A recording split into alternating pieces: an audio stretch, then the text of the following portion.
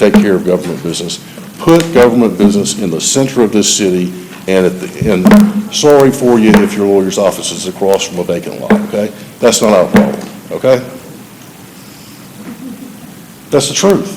We want the center, we don't want it way over yonder, we want it here in the center. Why are you gonna make us suffer drive way over there?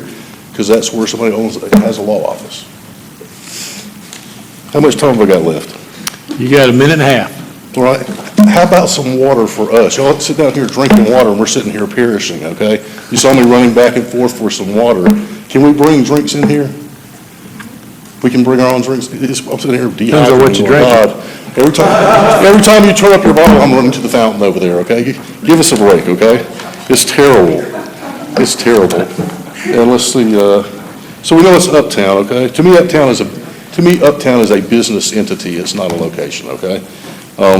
I guess that's it for now, but I will see y'all back about the waterworks. Because you've read my emails.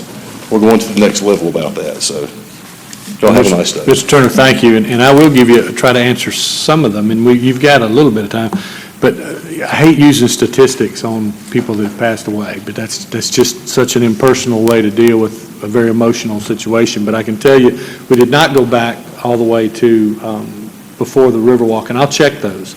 But over the last, I think, 9 or 10 years, it's stayed constant, despite the fact that there are tens of thousands of people going down that river. So the number of lives lost to that river have fluctuated between 3 and 6 every year, going back to about 2010. I will check earlier, see what happened before the Riverwalk.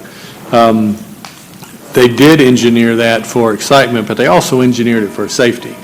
Part of the engineering that the Corps did and the companies they contracted with was to make sure that the water was turbulent, yes, but it was in such a manner as to spit you out. So if you go under, it doesn't hold you under, and there's less chance of you being snagged by some of the rocks or some of the natural crevices that are down there. So they did. So I think if you look at the sheer numbers, they probably made it a little safer. And we do try to stay in front of it. We've had communications. There's a River Safety Committee that's been led by, I think, Safe Kids Commission, that they meet quarterly. They do an annual life jacket giveaway where they make a festival. They give away almost 1,000 life jackets to kids every year. And we've got some things that we're probably going to begin to ramp up just a little bit. But at the end of the day, like we've told people, that we can't make that river safe. I mean, that river's like the ocean. I see people, they have double red flags. People still go out in it. And they do so at their own peril, unfortunately. So there's some level of personal responsibility that people have to take upon themselves when they get near a natural body of water like that river.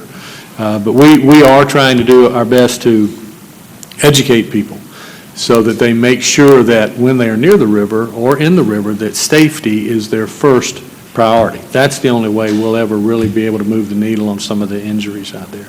But I agree with you, and I appreciate your comments about the safety. Thank you. All right, thank you, sir. All right, and Ms. Audrey Holston-Palmore, regarding previous concerns expressed with the acts of public safety and parks and recreation. Good evening, Ms. Palmore. Good evening. I am Audrey Holston-Palmore. Today is Tuesday, July 23rd, 2019. I did apply for an appearance here on the public agenda.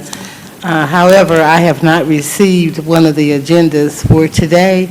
I borrowed one from the news reporter, and it incorrectly reported that I said I wanted to talk about Parks and Rec. Okay. I'm not here to talk about Parks and Rec today in compliance with the 60-day rule of Thank public you. agenda. Thank I'm only you for here to catching speak about the public safety issue, and I would like that to be corrected before you approve the minutes for the next council meeting, that I did not speak about Parks and Rec on today.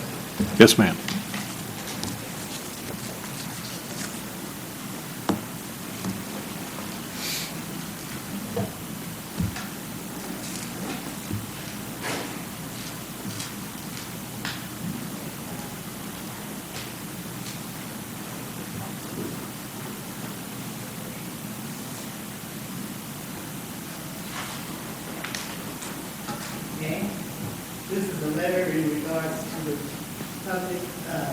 safety issue that I have been addressing since December 2017.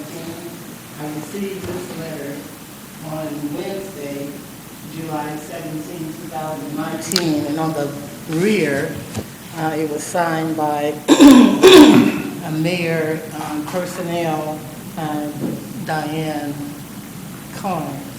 And as I spoke with you, I said that I would not be opening this information until today, and I want verification just by looking at it. Oh, he's not here, Clifton Fay. I want him. Yeah, you're going to have to be near the microphone, Ms. Oh, Bowman. Clifton Fay. It's over here, just a little bit to your right. Okay.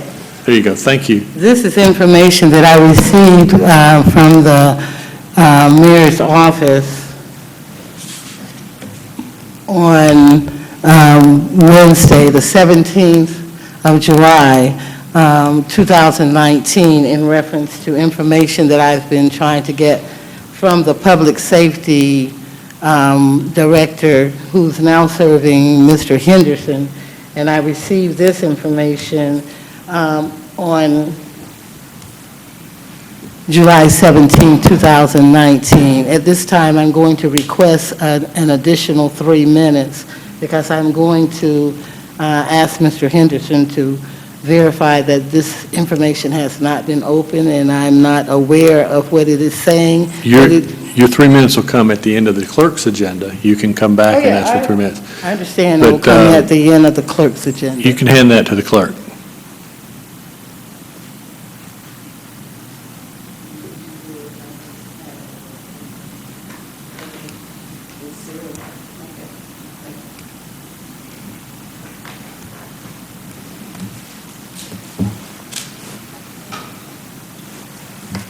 This letter is an answer to a meeting that was held on June the 10th, 2017, in the office of Public Safety Director Skip Henderson.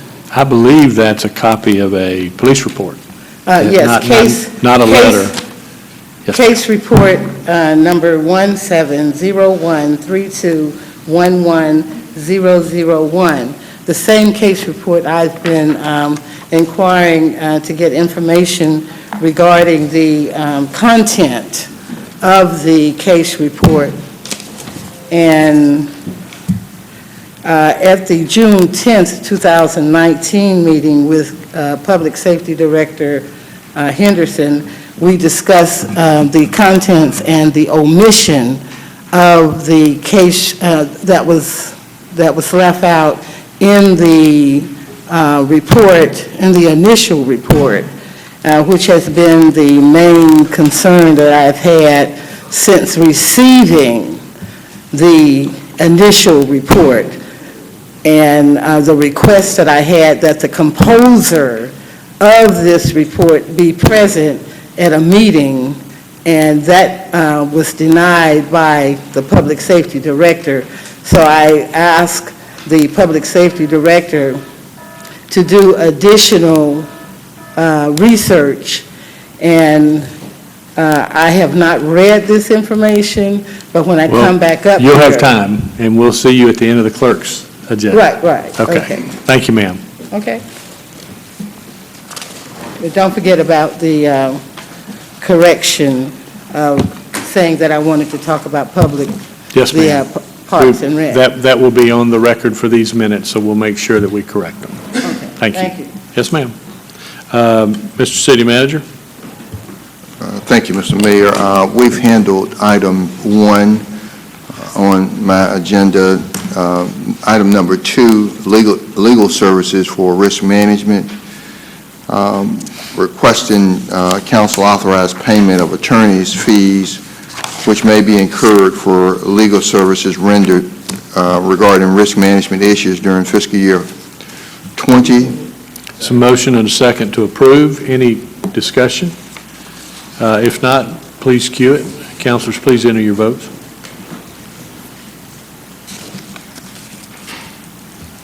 That passes.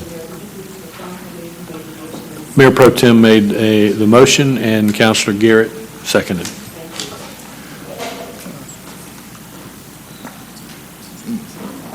Next, Mr. Mayor, I've got a street acceptance, Emerson Way located in Phase 1, Walden Pond. Motion second for the street acceptance. Any discussion? Seeing none, please cue it. Councilors, you may enter your votes, please. That is approved.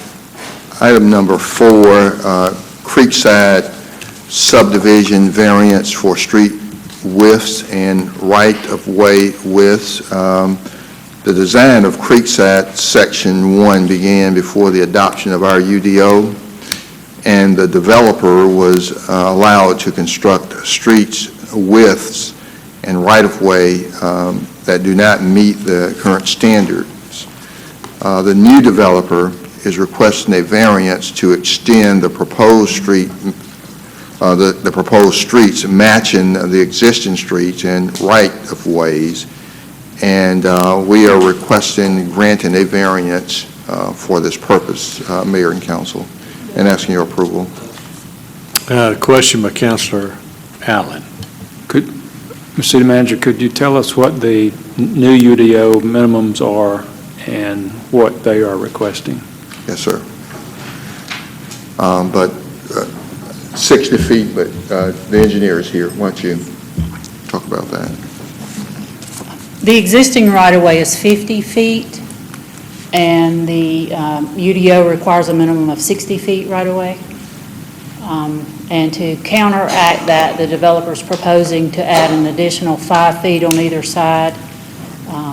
That's in the building setback line to reserve that for utility installation if necessary. So that would offset the additional 10 feet of right-of-way difference there. So it'd be going to 55, is that? No, it would be going 50. a total of 60. It would be 50-foot right-of-way and then 5 feet each side, which is 10 feet for utility use. And normally it's 60. 60 feet right-of-way. And then right-of-way. Is that, Normally, it's just a 60-foot right-of-way. so the 60 would include the right-of-way? Does it have utility easement on top of the 60-foot? There is not normally, no. Okay. So is under a 60-foot width, would a right-of-way be in addition to that for utilities? No, the utilities go within the right-of-way with a 60-foot right-of-way. But because you're limiting the amount of space for utility installation in a 50-foot right-of-way, they're adding an additional 5 feet on either side to offset that. Thank you, Mayor. Okay, is there a motion to approve? Motion and a second to approve. Any further discussion? Please cue it. Councilors, you can enter your votes, please. It passes. I've got some purchases, Mayor, and first on the agenda of purchases is traffic incident management services and towing services. There's a motion and a second to approve A through J. Councilor Thomas? I'd like to pull item I. All right, we'll pull I out of that. So there's a motion to approve A through H and then J. Councilor House? I'd like to pull H. Okay. The motion's amended to approve A through G and then J. Any further discussion? Any others that want pulled? Yes. Do we have a second on it? Yes. We do have a second, and even though we'll vote on it, we'll still have the city manager run through that after we take up H and I. All those in favor, please say aye. Aye. Any opposed? Okay. Now let's take, So, Mr. Mayor, H would be flatbed dump trucks. We're asking for the purchase of 2 flatbed dump trucks from Wade Forward. The unit price is $37,343 for a total of $74,686. These are replacement vehicles for street division, for staff to transport materials, equipment, personnel, and overall continued street maintenance. And we're asking your approval on that. Councilor House. Thank you, Mayor. The reason I had the question was why Why purchase as opposed to lease? As an, Well, I believe we are at or near lease capacity. Okay. And so these were approved in the budget as a purchase. okay, all right, thank you. Okay, do I hear a motion to approve H? There's a motion. Motion and a second to approve the flatbed dump trucks. Any further discussion? All those in favor, please, just a second. Okay, all those in favor, please say aye. Aye. All right, any opposed? They pass. Counselor Thomas on item I. I would like to ask that item I be tabled until our next business meeting. I've had one of our counselors talk with me about that and would like to be here for discussion of that. Okay, is that a motion? Yes. All right, is a motion to table? Motion and a second. Any discussion? If not, all those in favor of tabling item I to the next business meeting, please say aye. Aye. Any opposed? Okay, bring that back. And, yeah, we'll bring that back, Mr. Mayor. And just for the other items that were on purchasing, annual software license renewal for VMware, item B. C was Motorola, radio equipment and accessories.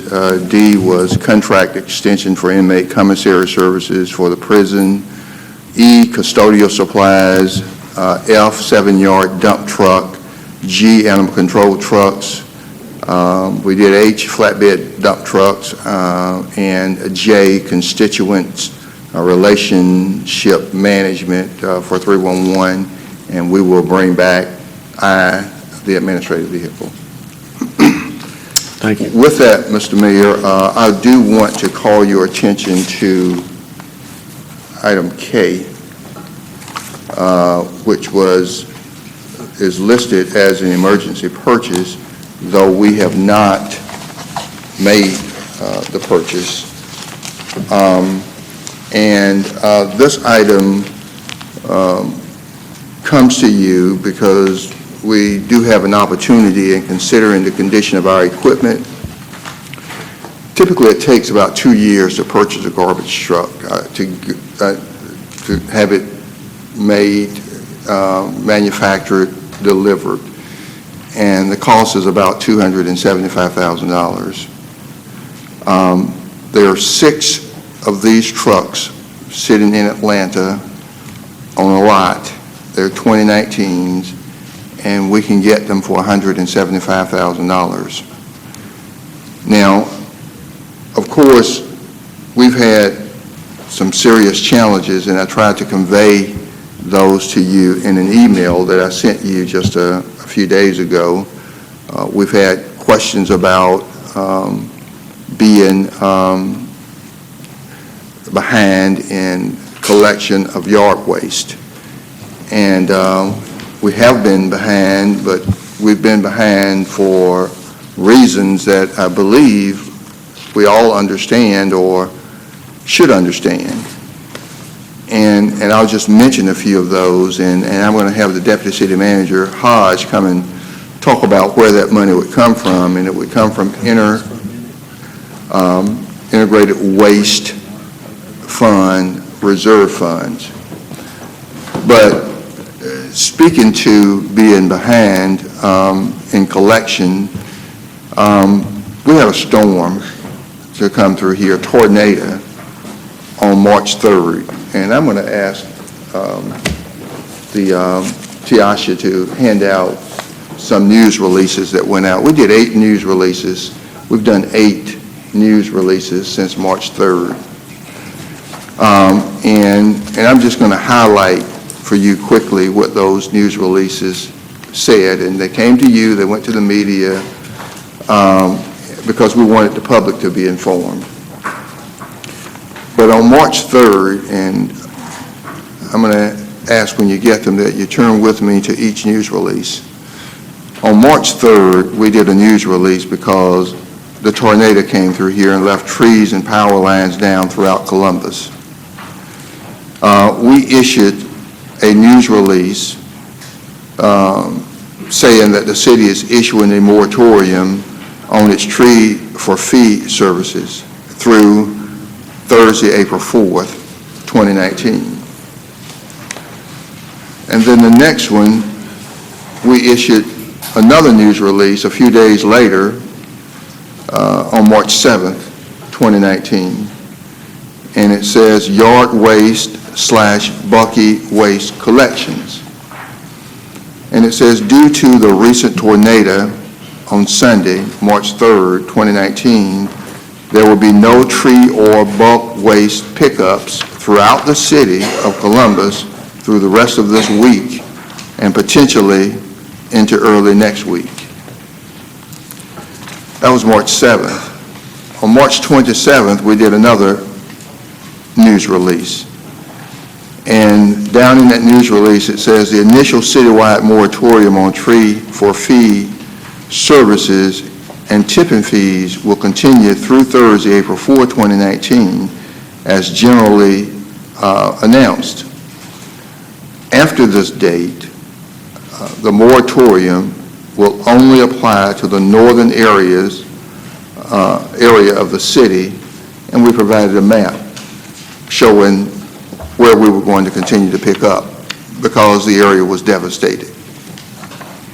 We did another news release on April 8th, and in that news release, it's saying, we diverted the normal yard waste collection equipment to the storm area for only 3 days after the event to make sure that roads were clear for access for emergency services. It goes on to say that we are running behind in picking up yard waste throughout the city due to several factors. And we talk about what those factors are. But we close it out by saying we anticipate getting caught up within 2 to 3 weeks on our normal routes.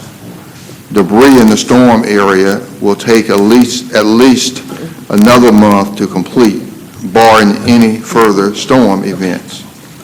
That was April 8th.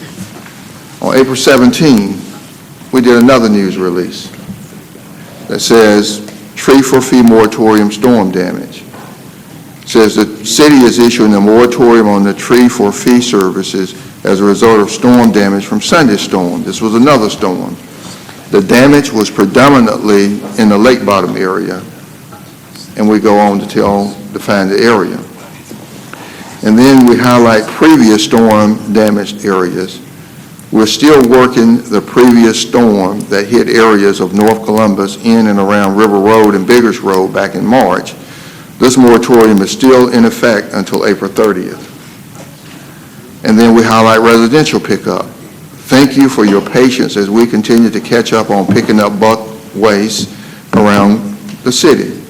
We diverted the normal yard waste collection equipment to the storm areas only as long as necessary to ensure that the roads were clear for access for emergency services.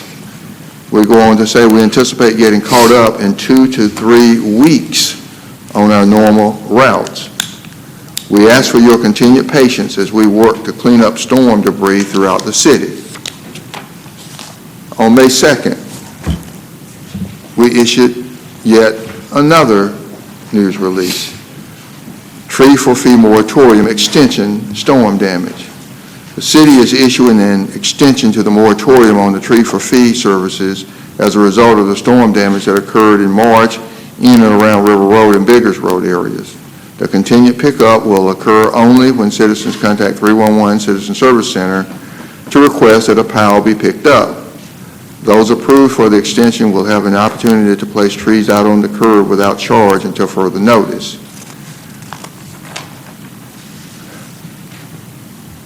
Then on June 10th, we issued another news release, tree for fee moratorium storm damage. The city is issuing a moratorium on tree for fee services as a result of the damage from the storm that occurred on Friday, June 7th, 2019.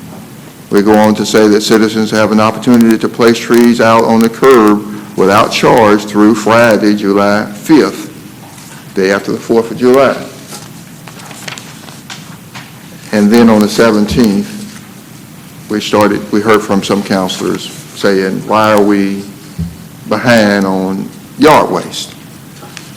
And so I called staff together and put together a plan that said that we would work Monday through Saturday till dark, as long as we could keep prisoners out.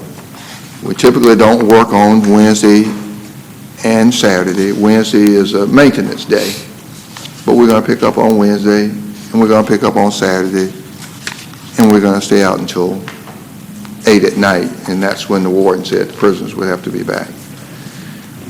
And so, in meeting with staff, it's no secret that we are challenged with equipment.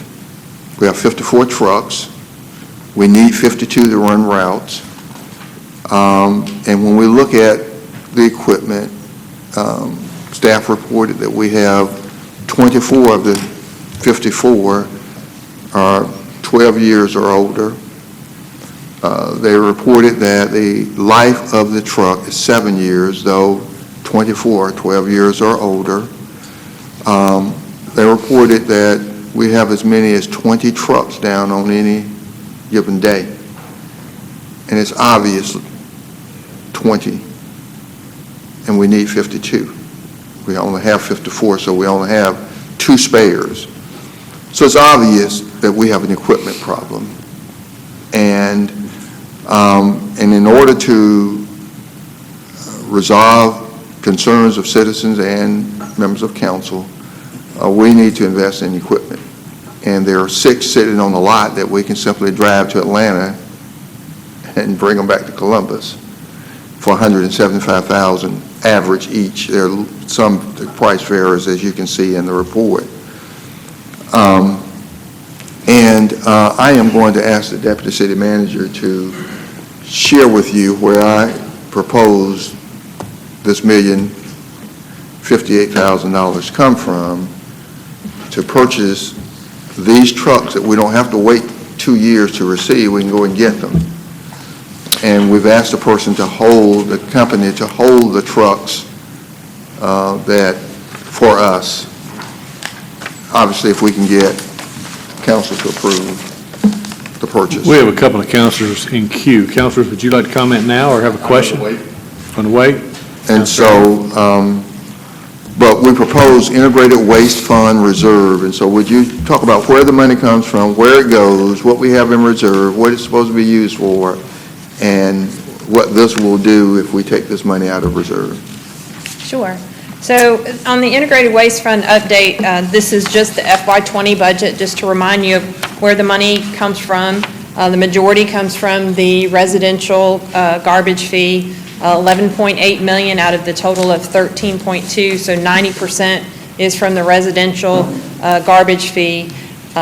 We get a percentage from the commercial solid waste, about 615,000 from recycling fees, landfill fees, about 525,000, investment income, 160,000, and other miscellaneous revenue, resulting in the total budget of 13.2 million.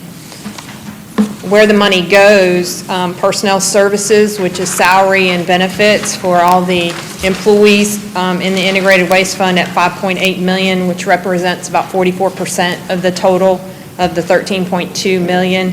Operations, just over 7 million. And just to note that part of the operations does include the lease payments related to 34 garbage trucks that were purchased in 2016 and 2018. We did 29 in 2016, so that's 34 of those trucks, 4 grab-alls and 1 bulldozer, which is part of that lease program and is part of that $7 million. And then capital outlay, 14,000, and then capital improvements of 300,000. And that's where the money for the FY20 budget is allocated. So the discussion that we had as far as the equipment that's needed and the purchase of the $1,058,000, we do have cash and investments in the integrated waste fund of $10.7 million. This purchase is just over $1 million, so that would take the revised investments in cash on hand in the integrated waste fund to $9.7 million. we have a landfill closure and post-closure liability of $12.9 million, which means that of the landfill that's been used to date, we put a financial dollar amount to how much of that closure and post-closure liability should be allocated to the portion of the landfill that's already been used, and that's $12.9 million. In FY19, that was an additional, included in this, of $685,779.86. So there is a process that's done to determine that closure and post-closure liability, which leaves us in a deficit, meaning that there hasn't been enough funds set aside to provide for the closure and post-closure of what's been utilized at the landfill to date of $3.2 million. So that's the current deficit if $1 million is used towards the purchase of these vehicles. So you're really looking at the immediate need versus the future need in the integrated waste fund. So just some things to consider. Approximately $1 million would be used to purchase these 6 garbage trucks.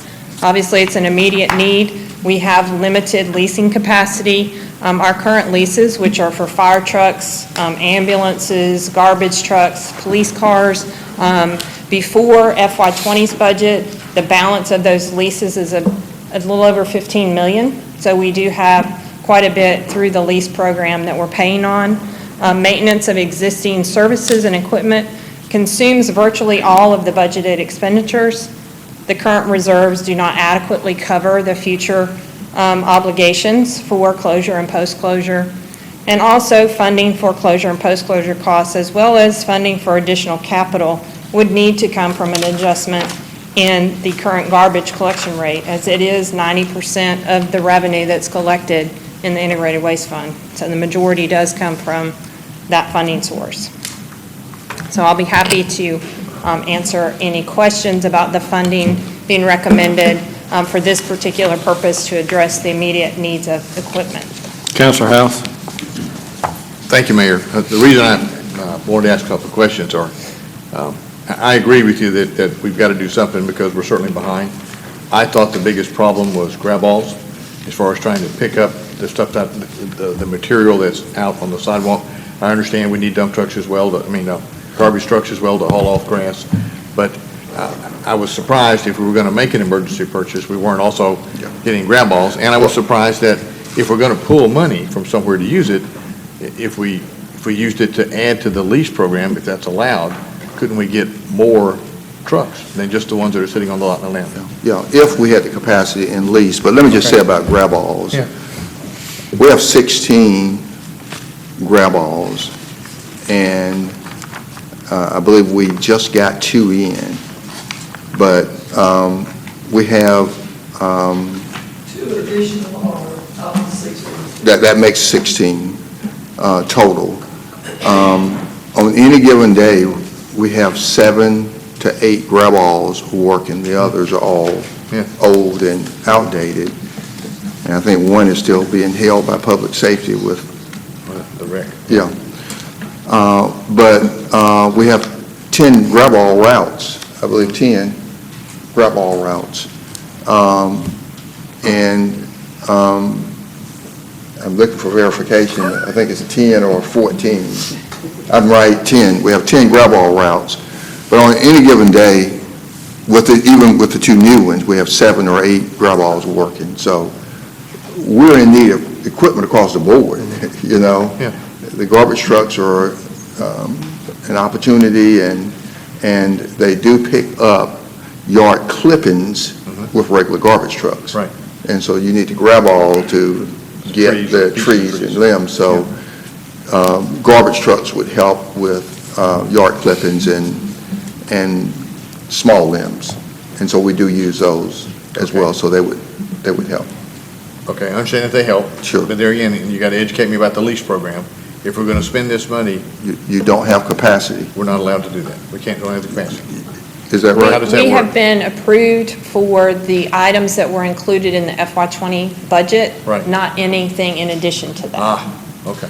That's what, That's yeah. it, okay. Because we do have an existing balance. Right now, the GMA lease program, there's one financial institution that provides that lease program for us, and they approve how much they're willing to extend credit, Okay. and we're at that limit. Right, okay, all right, that explains it.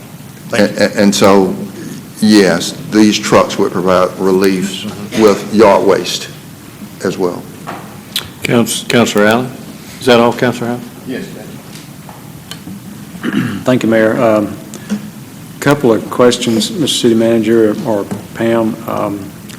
I was thinking while you were talking about all the media releases, I remember some of them, but I didn't realize we had that many. And it is great that we have that to fall back on. My concern is that we really don't have a good, effective newspaper to get some of this out, and that's disappointing, I know, to a lot of people in the community. My concern is, can we utilize social media or do other things to get the announcements out? Because I'm thinking that a lot of folks that were calling me were not aware of a lot of the media releases that we had, so I was thinking the robocalls and maybe do them 2 or 3 times, or social media, or whatever we need to do. We just need to think about how best to get the message out, because it was concerning to a lot of folks. I know several of us received calls about, why hasn't this been picked up yet, that kind of thing. So I appreciate the information. I was just looking for a better way to communicate it, because, people are busy, and summer, vacation, spring, you got little leagues and stuff, so there are a lot of things going on where people just miss communications. And the other thing is, I want to ask the timeline on the closure of the landfill. When is that? At what point do we need that extra funding for? Yeah. And let me, closure? I'll respond to the first one, and then Pat can, or you can respond to the second. We do use social media, and many of the television stations and even radio stations have been very supportive. I know all of the news releases go out of the mayor's office. Okay. And he puts it on his Facebook. I put it on my Facebook. It's on the 311 Facebook. You said you put it on your Facebook. So we are using social media. We just got to continue to work on ways to make sure people get the... And I'll tell you, my office is instructed, and we try to send a copy out to council before it goes out to the press, and I will not avow that we might not have missed one or two. And we'll do a better job in my office of making sure y'all get it first, because we want you to know so that when constituents start calling, you will have seen it first. So I will do a better job of that. Well, I'm not trying to be critical of anybody. I'm just trying to think of a better way to get the message out. And when I see it, I try to repost it on Facebook. But, I don't go on Facebook every day, so. I don't either, So but it's yes. just- So, but we just got to work on one, and Councilor House asked me about better ways some time ago. And I've got a millennial group, I told you that I was putting together, that's one thing that they're going to work on. And I shared that with you when you came to see me. Maybe the Youth Advisory Council would be a way to, I know when the mayor had his Let's Talk Columbus out at Salvation Army, there was a young man that stood up and had a really good idea about having, I think it was an app. Using an app for the passport. So, those are just, we need some fresh ideas to help us with this communication process. The challenge is we're talking to a multi-generational community, and we have to use multi-types to communicate. So, and we are. That's more art than science, I think. So, but I will tell y'all and commit to y'all that the press releases you will get before the public does. That way you can send them out to your constituents. All right. Thank you, sir. Yeah. And so, Mr. Mayor, the question was asked about closure and post-closure, and Director Pat Biegler is going to respond to that question. And I wish it was a simple answer. It would be in the year of. However, we've got 6 different cells in the landfill. We are currently working on number 4, and once number 4 is full, before number 4 is full, we have to construct 5 and 6. And that construction is going to cost around $10 million. That's not even identified here. Immediately following that, then we will have to start the closure on 1 through 4. Now, the $300,000 that you all approved in the budget for this coming year was for a permit change to allow us to side slope 1 through 4, all 6 of them actually, but certainly 1 through 4, so that we will gain another 20 to 25 years of life in all 6 cells. What that means in real terms is if we don't do that permit, we're going to have to start looking at $10 million for construction around 2022, 23, not that far away. If we can get that permit change, we will extend the life in 1 through 4 for another 8, 9 years, and that means we don't have to find that $10 million until we're somewhere in 32 or 33, 34 maybe. Depends on how much trash we put in there and whether it increases over the years or it's, steady. But given the current use, those are the years we're looking at. Once we build 5 and 6, then we're going to have to immediately close 1 through 4. So those are coming, and the closure of post-closure will be around $10 million. So we'll be looking at 20, and who knows with inflation what that will be by the time we get out, hopefully, to 34. Mr. City Manager, could we have, as part of a work session, some discussion about the 6 cells and kind of give a refresher on us? I mean, I knew we needed to open one before we closed one, but I wasn't aware of the 6, or maybe time just got away from me and I just had senioritis or something. We actually have 10 landfills, with 3 of them being active. Granite Bluff also, we haven't had an in-depth discussion of that, but we pretty well filled it up during the tornadoes, and we're going to have to take some. We're now dumping our inert waste at Pine Grove. We've got a location there for right now, but we're going to have to take some action on that eventually, and we're trying to work out the details of how that'll come together. Okay, I don't try to put it on next week. Okay. But I mean, I'd like some time to talk about it, not rush through. Okay. So. We can come back at a later time with that. Thank you, Mayor. Councilor Thomas? This is a very frustrating issue for me. I have had numerous calls from people all over the community. It has not been relegated to just one area of town. Following the March 3rd tornado, I think everybody in town understood the problem because of the devastation in our community of that tornado. And they were more than willing to wait in other parts of town for yard waste pickup. It was, as I looked through these press releases, the April 8th press release was the only one that said we had equipment issues. Quite frankly, our citizens don't understand that. Don't understand that we have equipment issues. And they say to me, why haven't they brought that to your attention? Why haven't we done something about that? Why haven't we fixed all of those things? And the other storms seem to have been more localized, if you will, in the community. And so if you don't live in the lake bottom area where the storm hit and where there was a lot of damage, you may not understand why they can't get out there and get your pickup. I have been told that one of the real positive things that our citizens have experienced is when they call 311. They have been treated very efficiently.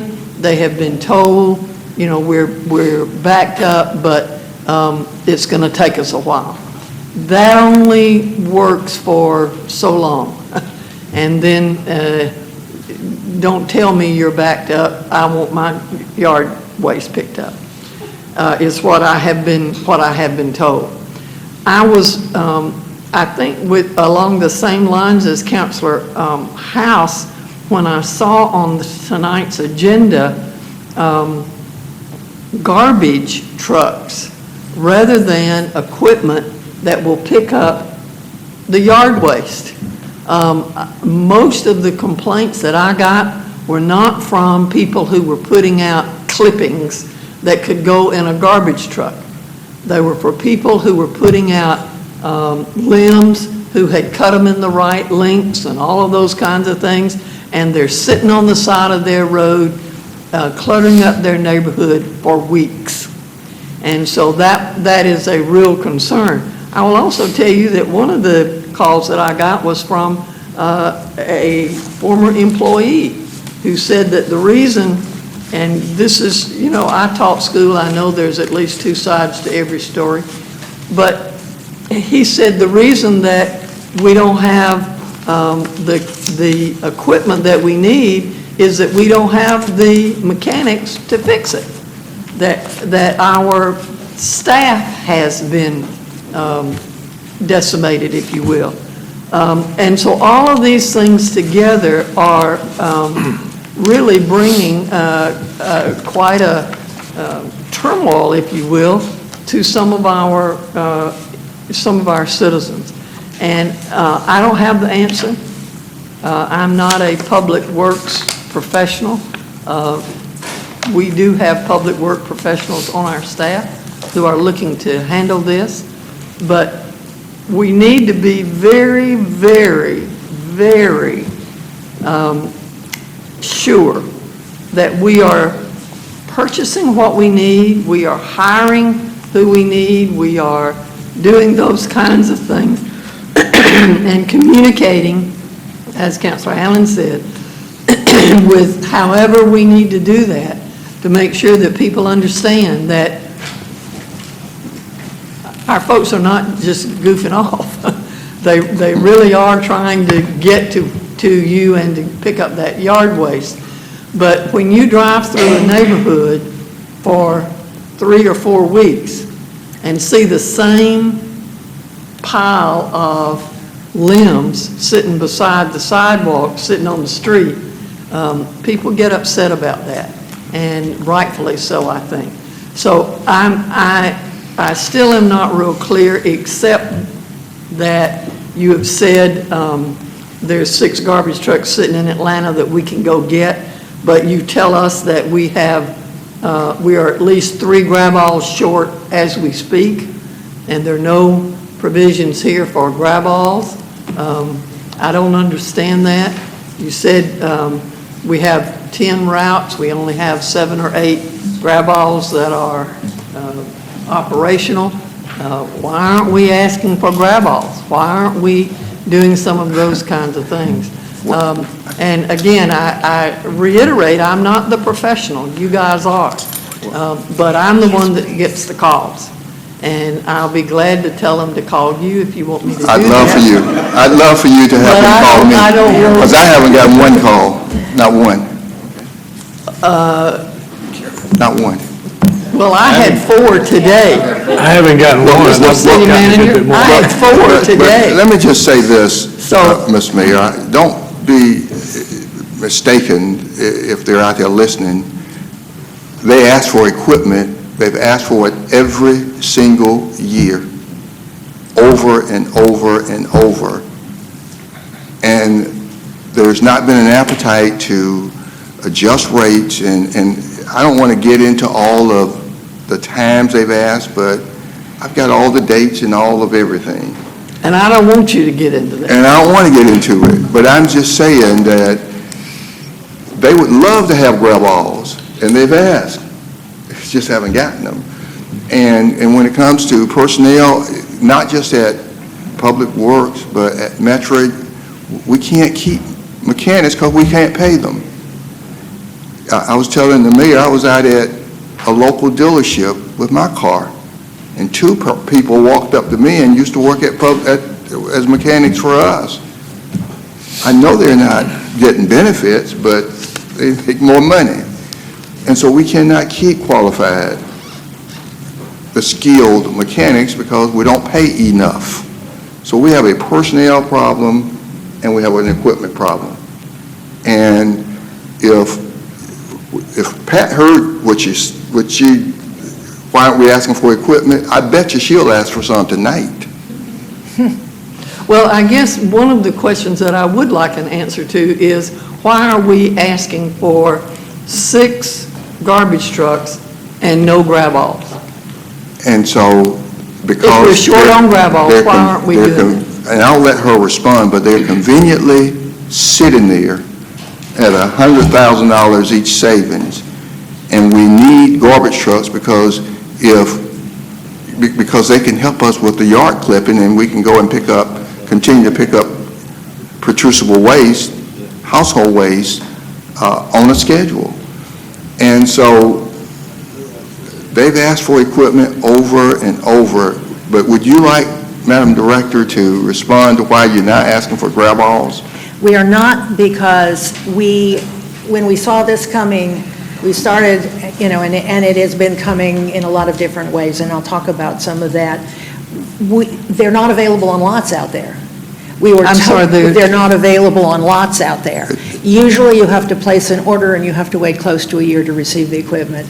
The stuff we approved for FY19, we got 2 grab-alls this past week or this week. So the ones that were approved over a year ago are just arriving.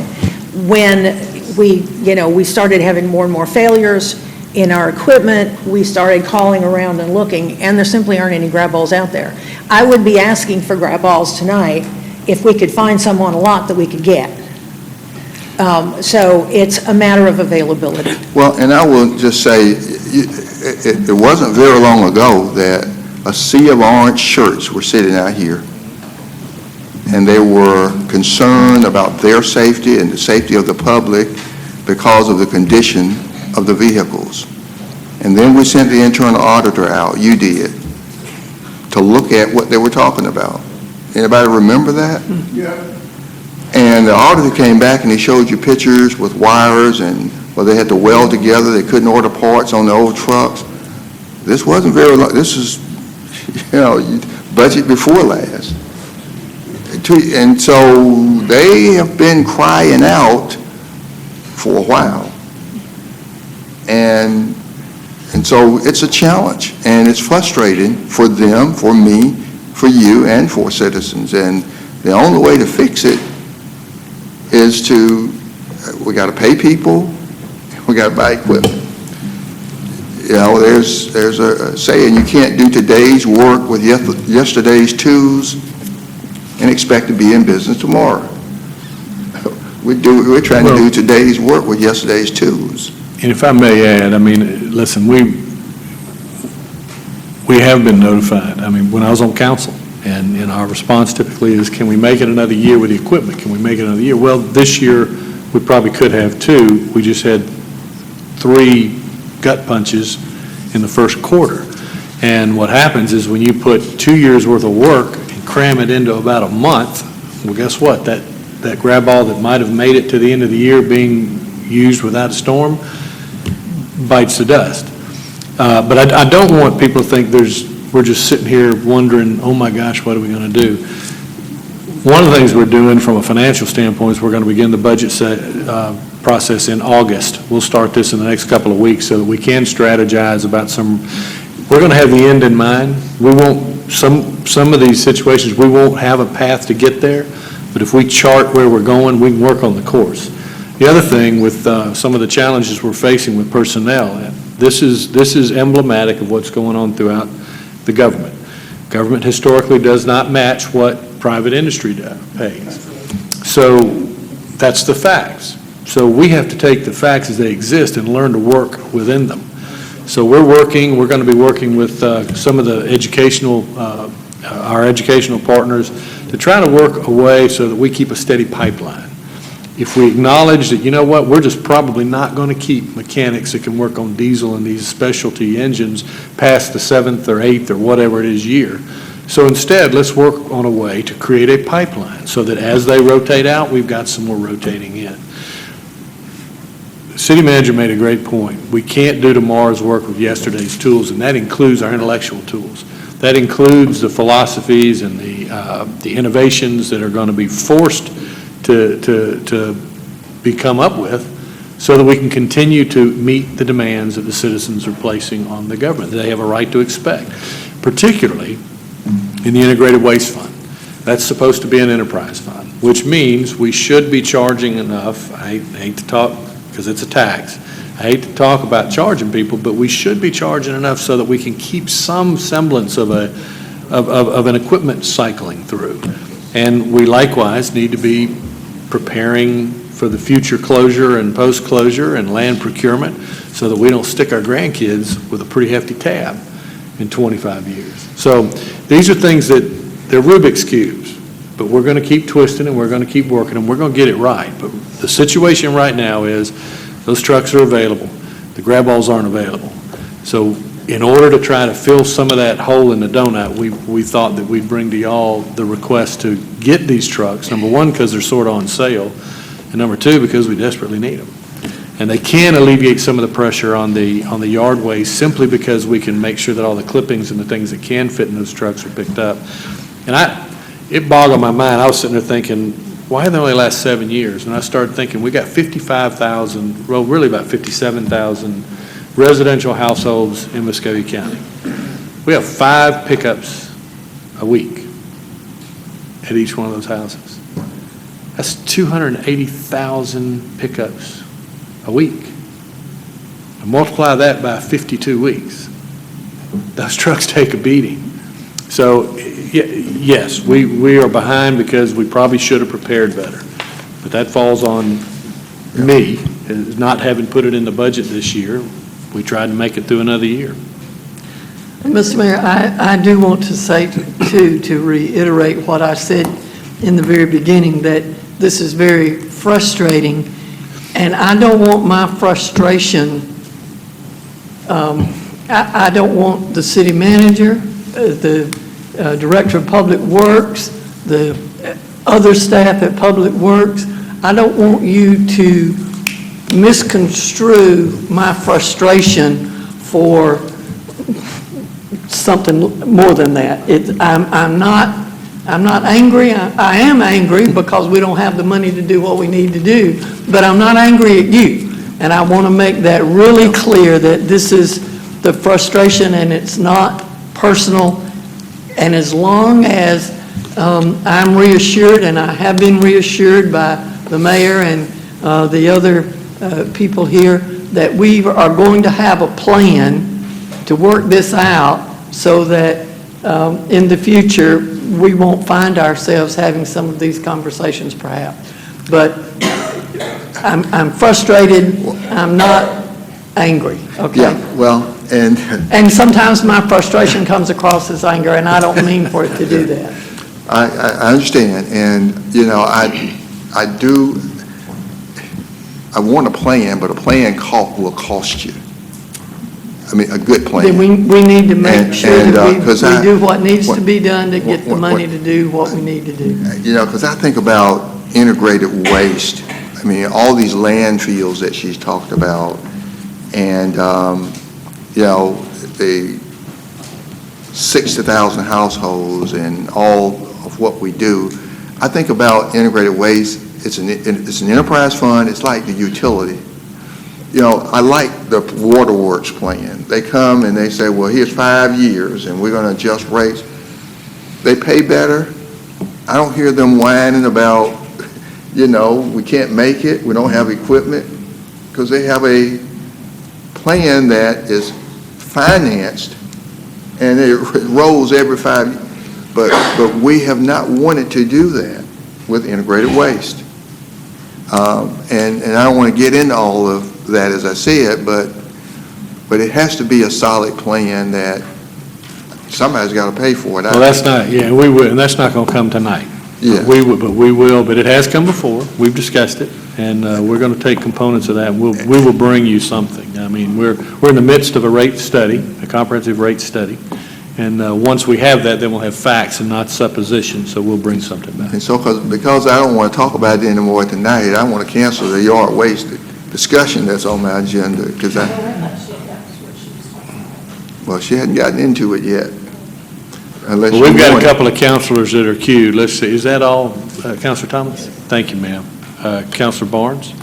Mr. Mayor, when you mentioned the word Rubik's Cube, you're right on tee. But let me tell you something that I found out. I think John can attest to this. One thing that they teach you in the military is never to channel stress downward. And another observation I made, this is a complicated matter. I found out that the citizens here, if they are informed, they're tolerant. They know what to expect. And I think you hit the nail on the head when you said that generational communication, because a lot of people may not get the paper. Some people may not know what social media is about, present company included.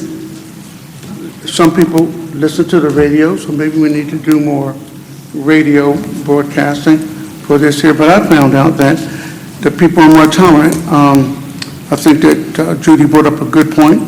I think that our 311, and I mentioned it to Tiasha, our 311 personnel, Tiasha as the lead, did a marvelous job taking the time and speaking to the citizens.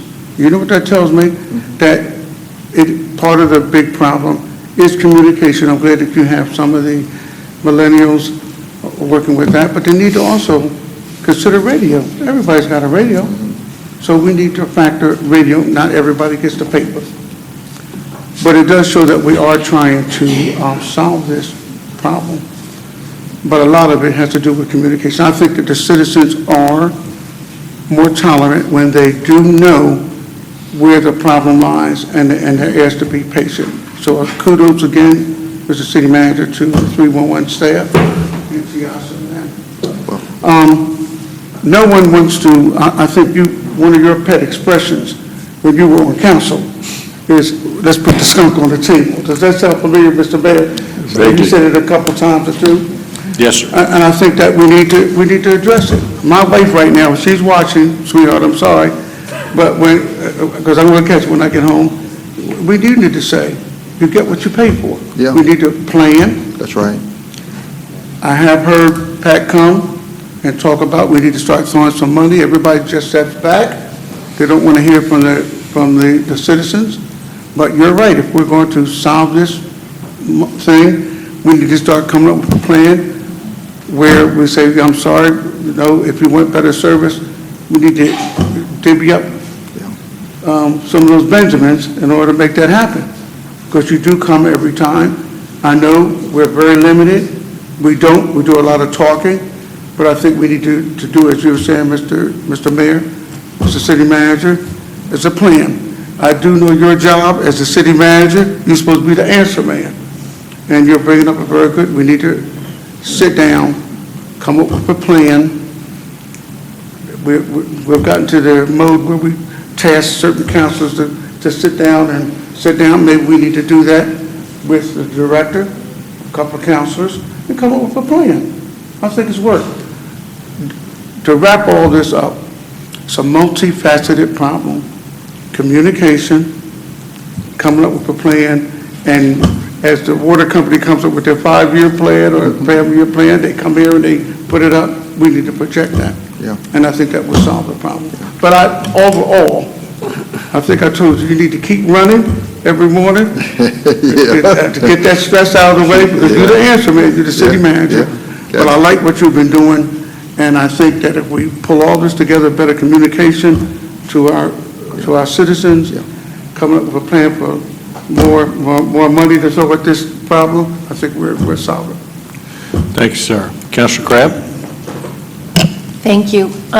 Pat, one thing that I've noticed in my neighborhood, and I've gotten a couple calls about, is they'll just miss a house. They'll go down the street, and somebody wants some random house just gets left there.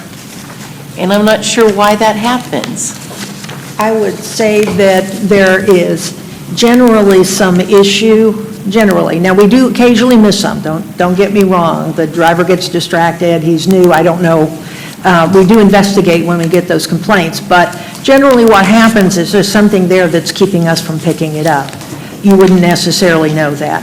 It could be paint in the trash can, it could be a recycling bin that's got all kinds of trash in it, it could be a lot of different things.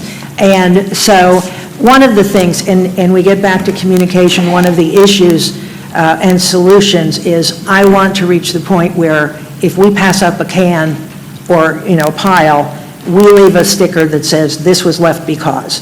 And we are working on putting those stickers and door hangers together right now, because I think we owe it to them to say, it's a big can, it's got to be bagged. You didn't bag it, so we can't pick it up. But we ought to be able to tell them in some way what the issue is. Yeah, I like that idea, because then that educates them, and then it won't happen again. Yeah. We've had a little bit of that. We've got a few stickers, but we really don't have anything comprehensive, so we drive by more than we leave stickers on. And I think that things will go better if citizens understand the rules. Yep, I agree. Thank you. Thank you, ma'am. Mr. Mayor, as We don't close have a that- motion on the trucks yet. I was going to say that It's a motion to purchase the 6 trucks. Have a second? Motion and a second. Any further discussion? All right, Bruce, you want to cue that? No, can't cue it? How good are you? Just kidding. All those in favor, please say aye. Aye. Any opposed? And, Mr. Mayor, let me just say to you and to the council, thank you for that support, and I know the staff appreciates it. I mean, they do. And I do want to take an opportunity to thank the staff. I mean, they have stressful situations out there, and I know you're stressed, but they are stressed when they're working with what they're working with and trying to get it done, and they're getting calls and they're trying to make it happen and they can't quite satisfy someone. They're stressed, but you've been through storms since March 3rd, you and your staff, Pat Diegler, and thank you for your leadership. Thank you for their attitudes, and they've been here and they've been recognized by this council for their work. I mean, they work day and night through it all to get it done, and you've expressed your appreciation to them right here in this room. But thank you for your leadership. Thank them for what they're doing. Definitely. And you've heard from the council tonight, and I know we'll work this out. We'll get it resolved. All right, got 2 more comments. Councilor Crabb? Thanks again. I forgot. Oop, try it again. There we Thanks go. again. I was doing a little bit of calculating throughout this, and you had mentioned that they usually cost about $200,000. 275,000? Generally, It's 250 to 275, yes. Okay, well, I was working on 200. So this has saved us, based on 200, $141,728. And these are newer, I mean, 1, 2, 3. 3 of them are 2020s and the rest are 2019, so they should last us for a while. And they're on the lot, and you don't have to wait 2 years to get it. That's it. So, I mean, because the guy called Pat, and she called me and said, someone else want those vehicles, and the guy's asking, do you want them? And I told her to tell them, yes, we want them. We have council meeting Tuesday, so I felt like we would want them. Councilor Allen? Thank you, Mayor. I hit my button to say this, and then you started talking about, no, I'm sorry. You started talking about applauding the workers for the job they do. So I just wanted to say, Kyle is relatively new to the Public Works area, Yes. but every time I email or call, he responds. And I Yes. just want to say thank you, sir, for Yeah. you allow me to be able to communicate back to constituents, and that's a big deal up here. And Drell is, man, she's just a trooper. She's always there. She's always doing a great job. Good people. So thank you very much for what you do. And sir, I know Kyle was going to do this update tonight, but I want to suspend it. I think we've discussed it enough, the yard waste tonight. Kyle doesn't look disappointed. Unless you all want him to come and go through. If he wants, if it were me, I'd want to get it over with, so if he wants to go ahead, it's fine with me. I was going to do the presentation. Oh, were you going to do it? I think there's something to be garnered. Okay. If you don't Well, mind. we've hit most of it, so let's know. hit the highlights. But I'll hit it quickly, and you stop me if you want to ask a question. Shall we do that? Sure. Do you want to click, Rail, or, I don't have the clicker. I was actually, I've seen a number of emails lately expressing concerns about different issues, not just yard waste and bulky waste, but also some conversations about us deviating from the schedule for household waste pickup, inlet cleaning and repair not being up to snuff, trash and litter issues. Click. Okay. Right-of-way cutting and mowing, urban forestry, overgrowth along city sidewalks, tree pruning, dead tree removal, daylighting signs, and all the things that go with that. And then also mentioned was mowing on private lots, which is an inspection and codes issue that I'm not going to get into, and the railroad issues, which is predominantly between engineering and the railroad. So I'm going to ask you to hit the highlights. Yes. So I wanted to just give you a snapshot. Public Works gets 90 to 95% of all the calls that come into 311. We average about 35,000 a year, and that does not include all the work requests for facilities, fleet, et cetera. The recent storms we talked about, the moratoriums we talked about, the entire organization was impacted. It wasn't just urban forestry that was out there. It was everybody else supplying trucks, supplying this, supplying that, fleet maintenance, trying to keep up with maintenance. Waste collection, we get 11,000, last year we got 11,592 work requests. They cover a whole lot of things besides just trash collection. This is a breakdown of our 62 trucks, our 62 routes, and you note with the grab-alls, we are making do. We could use more. We'll be talking about that, but they do two route runs, actually. They do the green waste, and then they come back and do the bulky with the same trucks. So just so you know what goes on. If we have to get production up, we have to have manpower. And right now we have 10 full-time trash truck driver vacancies. We have 20 part-time truck driver vacancies, and we have 4 diesel mechanic vacancies. That means that our fleet's pretty short shape. In terms of equipment, and I'm correcting the numbers I gave you earlier, 31 trucks are over 7 years old, and 19 of those are 12-plus years old, because we had some new ones. These are the ones I've asked for in the past. In 16, we put in the budget 56 garbage trucks, and you can see what we received. 17 was a banner year, but 29 was less than half of the critical fleet, and that meant the rest of the equipment hasn't been replaced yet. This I thought was interesting. If you look at yard waste, in winter, about 25% of the households put stuff out. In the summer months, about 75%. Post-storm, it gets to be about 95%. If you got all your trucks and all your drivers, and you're getting out there, you're fully staffed, we have 1.7 minutes per household for each stop in the winter months, 34 seconds per household in the summer months, and 26 seconds per household in after storm.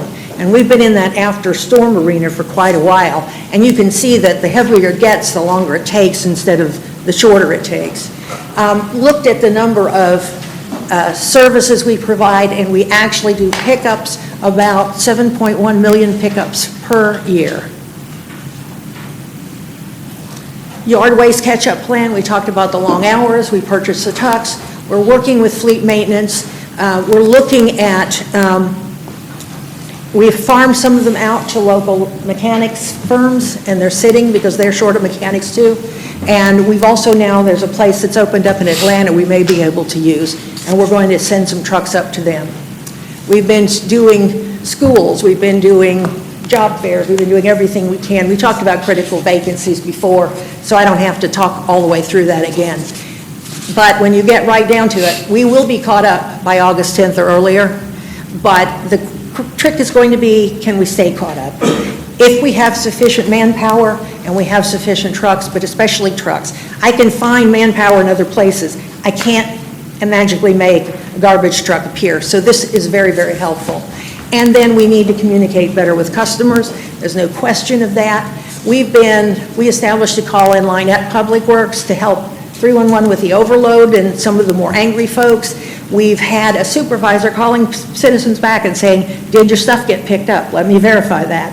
And that has garnered a lot of good attention. We also have an app on the phone and on the website called Recollect, and it tells you what materials go where, trash, recycling, et cetera. It gives you your days, and will even send you reminders that it's your day for trash pickup. And that app is starting to see more use, and we need to get the word out on that. Missed trash and garbage was one of the concerns that one of the councilmen sent. It's really, I don't see it as a problem. We do occasionally miss some on the trash day, but mostly it's put out late, or citizens called and said my trash wasn't picked up when they meant something else, or we have a reason why we left it there. Initiatives to inform citizens. I talked about the door hangers. It's great, and I think it's going to be very helpful. We've done a couple of short videos, and we have a bunch more we want to do. And again, we have the Recollect app on the phone. Solid waste management plan. This one was important. The present solid waste management plan draft will be coming to council hopefully in August or early September. We want to finalize after we meet with you and show it to you and have you adopt it in September. By November, they will do the rate study on the things you approve in the solid waste management plan. And so they will, as soon as we get the approval for the solid waste management plan, then they will finalize the rate study. They will bring that back to you, and they will do a presentation, hopefully in December of this year, which we wanted to keep moving for the budget process. Complaints about rainwater, especially about inlets. We've got 48 employees there, 5 crews, and they take care of all of this inventory. 44,000 inlets. It's a lot of inlets out there. Last year, they cleaned over 3,263 inlets. They repaired 567, and they responded to 4,000 other work requests. And I'm reading slides, I'm sorry. We actually have two inlet inspection programs. One is where we actually remove the lid, get down in there, check what's in the bottom of the inlet, and check the pipes. We started that several years ago, and since then, I'm really proud of this program. We reduced flooding calls from an average of 600 when we had a pretty good heavy rain event. Now we average about 75, which means we are making an impact on the infrastructure out there. And then they create work requests for damaged inlets. We're required to do 20%. We usually do quite a bit more. The other one is a brand new one we started in January, because I don't like the grass growing out of the front of the inlet, and so they're going out, they're cleaning that out, they're getting rid of the silt, they're herbicide spraying, and then again, if there's a problem, they turn in a work request so we get the right people out there to take care of it. And this is the area we've already done so far this year, since January. So we're hoping to get on a cycle of at least twice a year. Community service, cuts city lots, does litter pickup, bulk litter. The division averages about 2,000 work orders per year. We have 5 full-time employees now. We got 2 approved in this year's budget. We haven't hired them yet, but thank you, thank you, thank you. That makes a huge difference when we're out there. We saw a real low in probationers. We used to get 50 to 60 probationers. Last year, I think we saw 5 to 7. This year, we're seeing 15 to 25 on a weekend. So we've been working with the courts and what have you, and we are seeing some improvement there, which is great. This is kind of what we're trying to do. You can see the miles last year were really way down, and we're bringing it back up again. So that's what our community service folks do. There are 33 roads that are on a list that we pick up litter on at least once a month, and we replace others as requested and as time and manpower allow. Trash and litter is something we've got several initiatives we're looking at, but it is much bigger than just Public Works. Beautification, 54 employees, they do all of those things. quite a bit of different work, made up of 10 inmate crews, four in-house crews. And here's some more of the things that they do. We have a total miles of about 1,200 city streets. We contract out mowing on both sides of 57, 58 of those. We do 260 miles 4 times a year with our own in-house crews, and we do residential areas only upon request. We also mow the gateways and the trails, et cetera. We contract, and this is kind of a general, this is the level of service we've been providing since I came here. It hasn't unfortunately improved, but it hasn't gotten worse either, except when we have really rainy years. And we're developing GIS maps, which are mostly developed, but will be available on the website later if anybody wants to look at where they are and what kind of service they receive.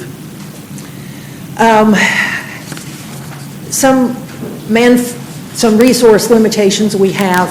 We used to get crews of 6 to 8 inmates, 7, 8 inmates. We now get crews of 4 inmates. So we are essentially getting close to half of the inmates we used to get. They've been stretched further and further and assigned to different places. And we have 7 vacancies there for tractor drivers and correctional officers. So we have critical vacancies in right-of-way and beautification too. I wanted to point out that the cost for contracted mowing has gone up in the budget. That's one item. It's in the paving fund that has not been overlooked, but I need to emphasize that that increase is due to added new facilities, new trails, new roundabouts, new whatever. Not a bit of it has gone to improve the level of service for all the other roads. If we wanted to improve those levels of service, we'd obviously have to put some money toward it. This is just to give you an idea last year to this year in cutting right-of-way. And you can see for March and April 19th, we did less mowing because the guys were assisting. First of all, a lot of it was piled up with debris. And second of all, they were assisting urban forestry in doing some of the cleanup. Urban forestry, believe it or not, all of that stuff on Biggers Road and everything else that's done in the city, we have 21 people total in urban forestry. They take care of 36,000 work requests per year. And if you look at the count of trees we have in the city, we don't know an exact number, but we think we're talking about 200,000 on city right-of-way. If you look at right-of-way throughout the county, it's close to 500,000 trees. And if you look at all the parks and other city-owned property, we're responsible for 1.5 to 2 million trees throughout the city. 21 people. These are the things they do, and as you know, the big part of that is planting in January through March. They do pretty much nothing else during that time frame, and then they go back upon request or as time allows to do these other things. Urban forestry, again, in March, April of this year, they didn't do any tree removal or tree pruning outside of the Biggers Road area and those were as part of the storm cleanup, not specific request. So we're seeing, and then we're starting to come back. We're working on the April requests, and we've got fewer than 20 of those left, and we'll be moving on to May and June and July and play catch up. We need to inventory. We've actually worked with Trees Columbus and have a grant, and we've been doing some inventory and assessment of trees in Lake Bottom because that's our oldest inventory. And we're making sure that all new planted trees are inventoried. What we want to do is to be able to establish an inventory that says you need to prune these trees this month, these trees the next month. We're not there yet, but we're working in that direction. And eventually, I'm probably going to come back and ask for a pruning crew or 2 so that we can do more of the work that needs to be done. But that'll be for a future budget. We've also had the added work that GDOT now wants all emergency lanes cleared back to the guardrail and 20-foot high. And we have started working on that. But that is, again, another thing that's distracting us from taking care of the day-to-day work. Any questions? I don't think you took a breath during all that, did you? Councilor Allen? I promised to keep it short. That was good. Councilor Allen? Thank you, Mayor. I think I heard I was trying to keep up. I think I heard you say that at some point, you had experienced problems with the recorder's court. And I just want to ask the city manager to inform all of your departments that deal with the court, and I think the committee will agree, if you're having a problem with that, let us know. We'll go meet with Judge Hunter and whoever else we need to meet with to try to work those things out, because it shouldn't be a problem. He's done a great job hiring 5 additional pro tem recorders, and there should be some court movement there. When we had the problems with the government center, I think state court was using one of his courts, and so we've asked Judge Hunter to take his court back and begin to utilize some of the pro tem. So we would encourage you to take advantage of that and let us know as soon as you get. Reaching out to the courts is on the to-do list, the very long to-do list, and we will not forget that. Thank you. Okay. Thank you, sir. I think, who'd I cut off? I got somebody's a casualty. I think that's all we've got. Mayor, that concludes my agenda. Pat, thank you. You're welcome. Madam Clerk? Good evening, Mr. Mayor, members of council. For the clerk's agenda, we have one item of information. It's the finance report for the month of June. Item number 2 is a resolution to excuse Councilor Davis from the July 9th. And Mr. Mayor, I would also like to include today's meeting in that resolution. Okay, so there's a motion second to excuse Councilor Davis from the 9th meeting and tonight's meeting. All in favor, please say aye. Any opposed? Item number 3 is a resolution to excuse Councilor Huff from the July 9th. Motion second to excuse Councilor Huff. All those in favor, please say aye. Any opposed? Passes. Items 4 and 5 are letters of resignation from the Keep Columbus Beautiful Commission for Katie Franklin and Marion Parks. There's a motion and a second by Mayor Pro Tem to receive the letters with regret. All those in favor, please say aye. Aye. Any opposed? Second. Motion second, the minutes be received. Any discussion? All those in favor, please say aye. Aye. Any opposed? They're approved. Next, we have board appointments. Mr. Mayor is working on a nominee for pension fund. Next, we have council appointments. Any nominations will be listed for the next meeting. The Downtown Development Authority, Mr. Will Barnes is interested in serving another term of office. If a member of council would renominate him. Thank you, Councilor Allen. The next 4 are not eligible to serve another term of office. That's Stephen Butler, Chris Cloninger, Billy Blanchard, and Alan Tabor. For the Keep Columbus Beautiful Commission, KCBC is recommending Dr. Coretta Venable to fill the unexpired term of Becky Butts. If a member of council would make that nomination. We will bring this back at the next meeting. For the Land Bank Authority, for the seat of Deidre Tilley is being nominated by Councilor Crabb to fill the unexpired term of Ken Henson Jr. And we will bring this back at the next meeting. We also have open for nominations on the tree board, the seat of Candace Wayman. The upcoming board appointments are Animal Control Advisory Board, Board of Honor, Columbus Ironworks Convention and Trade Center Authority, Land Bank Authority, Public Safety Advisory Commission, and the Uptown Facade Board. And that's all I have, Mr. Mayor. Thank you, Madam Clerk. Councilor Allen. Thank you, Mayor. I sent an email out a while back, and I have been remiss in bringing this to council, but I think I'd made my intentions known that I was going to step down from the Clerk of Council Committee.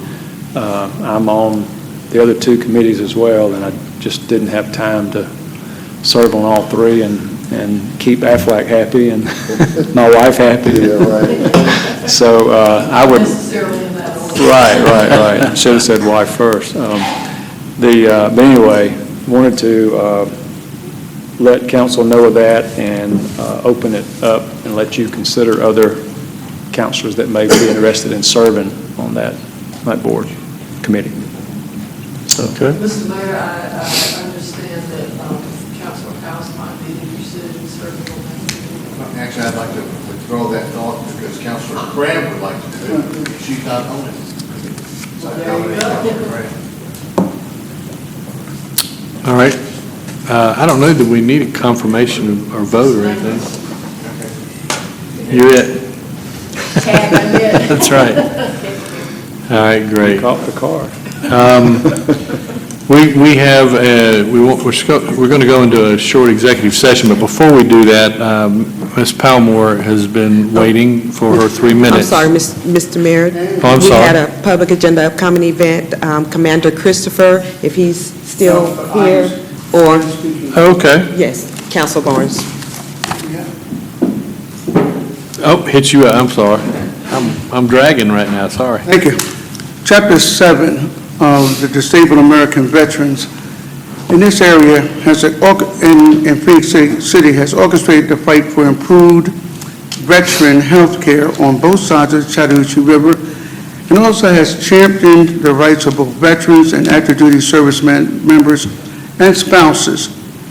The chapter number 7 has initiated and sustained an annual fundraiser which helps the local DAV with providing emergency funds to meet the urgent needs of our veterans for food, clothing, shelter, and transportation.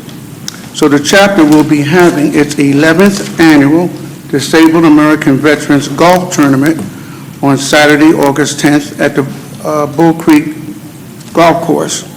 It starts at 12 noon. Port of contact is Commander Kent Christopher. And I'd like to also add that the service officers of the DAV receive no pay.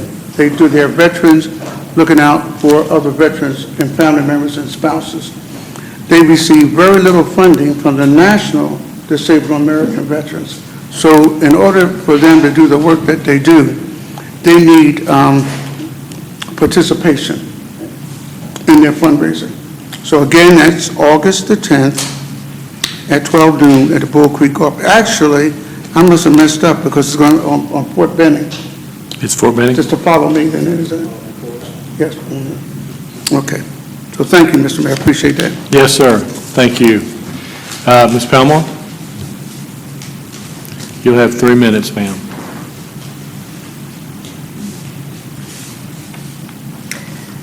Thank you, Mr. Henderson, Public Safety Director. I have an intense interest in case report number 17013211-001. And I intend to continue to work at making sure that the proper resolution is reached in this particular case because it involves the Columbus Police Department and one of the individuals working with the Columbus Police Department.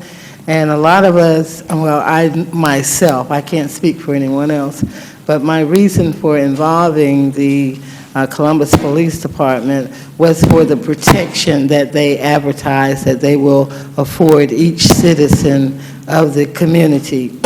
And this has been going on since 2016, and the length of time is not the issue, but the issue is the errors that are noted in the case report.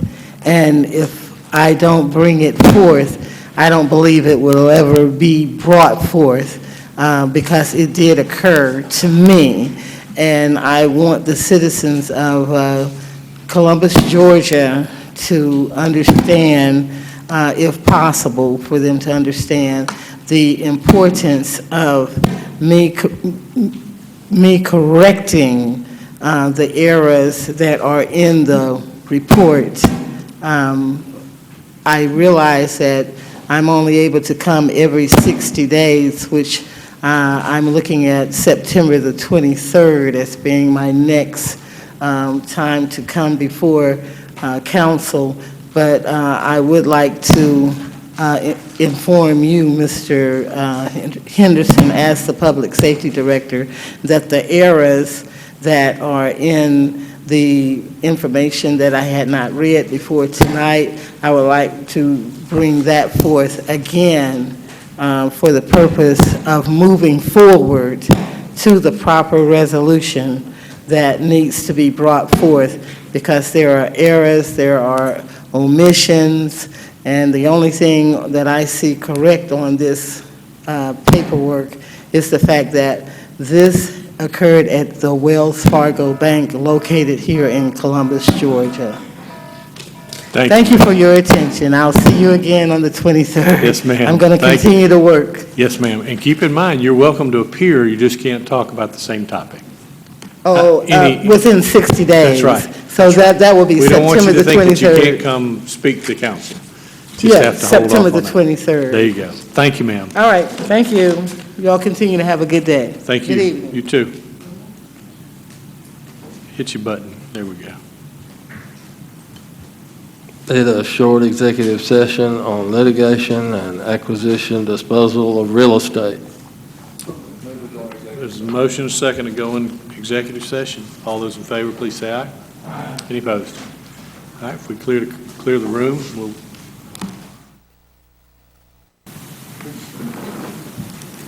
All right, we are back in session. We had a short executive session to discuss litigation and property acquisition.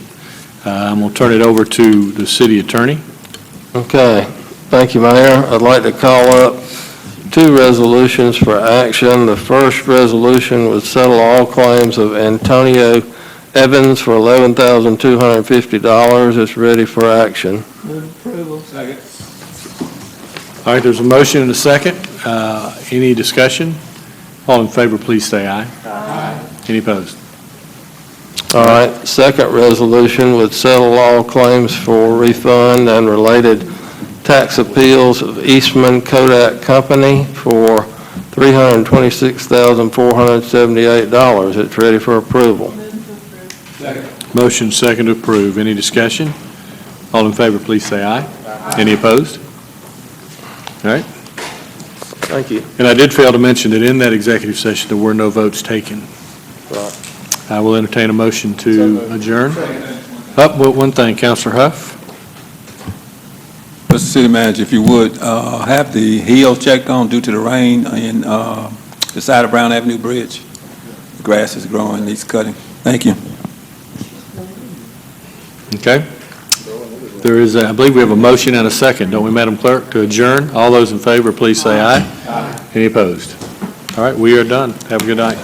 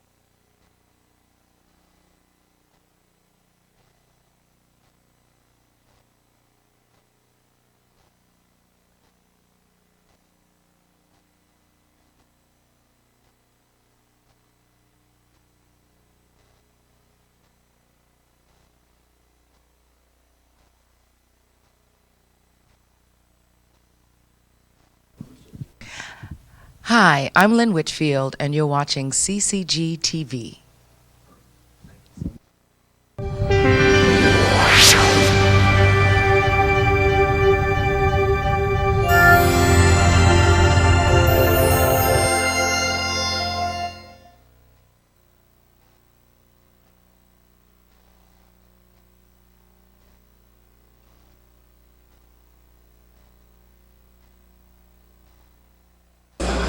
Good evening. We want to welcome you to our July 15th regular scheduled board meeting. Do we have any administrators? Raise your hand. Anyone on the leadership team, assistant principals as well? Thank you for coming out. We also want to recognize Mr. Alan Harkness, director of the library, and Ms. Marianne Rickner, director of the museum. Thank you all for attending. Now we will have our inspiration followed by our Pledge of Allegiance. Okay, welcome. A traveler through a rugged country asked his guide one night, "How are you able to pick your way over those jagged peaks by treacherous trails without losing your direction?" The guide answered, "I have the near look and the far vision. With the one I see what is directly ahead of me, with the other I guide my course by the stars." May we all use our near look and our far vision in the decisions we make. Thank you. Thank you. Please stand. Join us for the Pledge of Allegiance.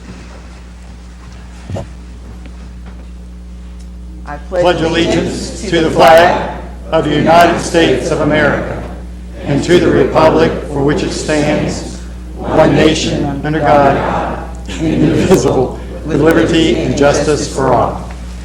Thank you. You may be seated. Madam Chair?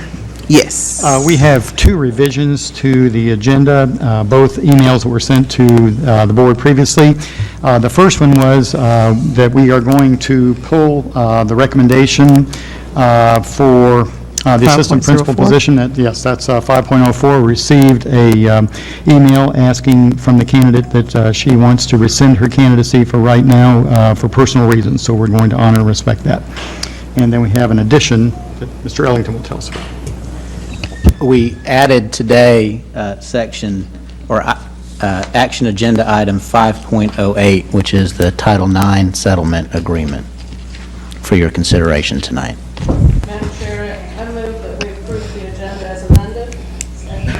There's a motion and second. All in favor? Are there any questions? All in favor, we'll take a hand vote or electronic hand vote. Take a hand vote. All in favor, please raise your hand. That is unanimous. Thank you very much.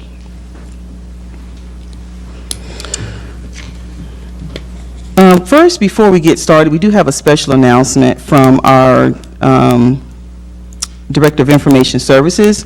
The July 15, 2019 board meeting will not be streamed live on our Muskogee County School District official YouTube channel.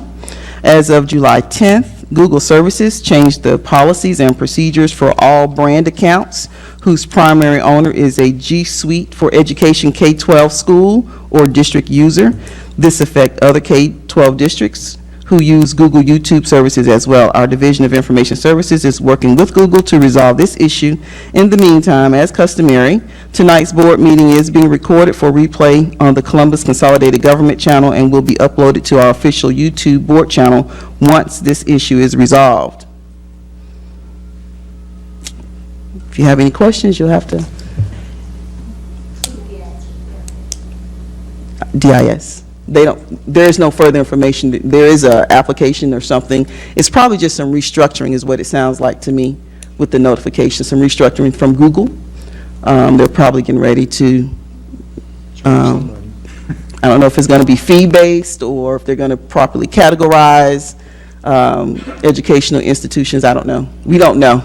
So, sudden last-minute thing, just making the announcement so for people who watch it live stream won't have access to that tonight.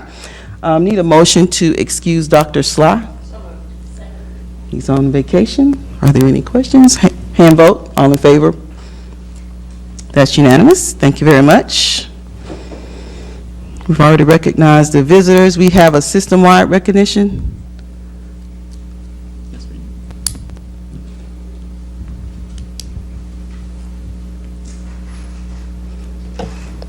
Good evening. This is my first time, so bear with me. I will be taking Mercedes' place. She's out right now, but we do have one recognition, and I'm not sure if Olivia Cochran is here. She is a rising senior at Carver High School, and she was a part of the USA women's basketball team, which won the FIBA World Cup 2019 held in Mongolia. She is a 3x3 fast-paced, it's incredible. I wish she was here. The first team to 21 points. She led the team at the end of regulation, and she was declared the winner. The game was officially unveiled at the 2010 Youth Olympic Games and has held annually since 2011. USA Olympic gold medalist Carol Lawson served as advisor to the team of 4. So congratulations, Olivia Cochran. Well done.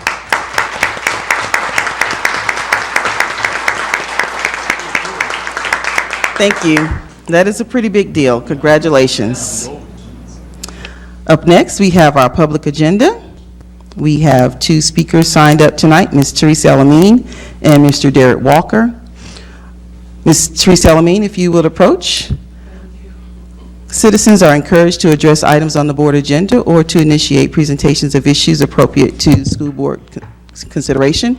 The board meeting is not the appropriate place to review individual employee performance or individual parent complaints that have not been addressed by the principal or superintendent. Citizens are encouraged to follow normal channels to address such problems, and each speaker will have 5 minutes. Thank you, Madam Chair. On a personal note, I spent 7 hours in the Jack Houston Memorial Hospital Emergency Department last night. I pushed through a number of health problems, and sometimes I miscalculate how long it takes me to push through. So I'm sorry I was late last week, and I missed speaking on the public agenda. But Ms. Chambers, I think this should be enough for everyone. If you could pass those down. I wear a medical alert with GPS. They did a lot of testing on me at the hospital last night, and they referred me to a cardiologist. I've never had any heart problems. Don't think I do now, so I'm not going to own that. What you have before you is the latest update on the SPICE program. And what I would like to do is recognize Kristen Cooley. Kristen, would you please stand? Kristen Cooley is a SPICE coordinator. Her job that she wants, she told me, is an RBT. What did you say that is? It's a registered behavior technician. Oh, yeah, with Muskogee County School District. She trained the 6 teachers who are going to be teaching the SPICE class. You can read the update in the brochure at your leisure, but there are 2 other things I want to talk about. When I was here last week, I was very concerned about what went on with the Flournoy Calhoun deal. I thought it was going to be on the agenda tonight. But I have heard lots of stories about Flournoy Calhoun in the community. So I went by their office today, and I spoke directly with Mr. Calhoun about the accusations about them being not so hot on dealing with renters. He said it was not a good characterization. I went over to the rental side, and the person over there said that they manage the properties of people. Yeah, this is totally appropriate because you spent over an hour talking with them last week about TAD number 7. TAD number 7. I asked Mr. Jones, who also spoke here last week, about explaining it when I saw him at the council meeting. Mr. Jones said he'd be willing to come out to the community to explain, because poverty in this town means that your students at J.D. Davis, Martin Luther King Jr., Thomas Brewer, Dorothy Height, the majority of them are failing. They're on the south side. The TAD, I don't know that it has anything on the south side, but it was the south side that was used to promote the TAD. When you allow 30 years of no say-so over economic development in a community, that is a serious problem in my mind, and that's what the TAD does. So I'm passing out one more thing. This is something. There's probably some extras, I'll pick them up on the other end. But that is what's known as a whistleblower complaint. And it directly involves the school district because it's a complaint against Georgia Appleseed, who worked with the school district for taking nearly $400,000 out of Columbus and pulling out in June. I presented this to the city council in February. They took it very seriously. They had an investigation. And I asked them to make that corrective action, which means that anybody sitting on the Crime Prevention Board representing the school district must recuse herself on this issue. And that's the proposal. I asked the city council, do not discriminate against me in the awarding of the SPICE grant. And I think they have listened to me, and they will not discriminate against me from being a whistleblower. Good night. Thank you, Ms. Elamine. Mr. Derek Walker?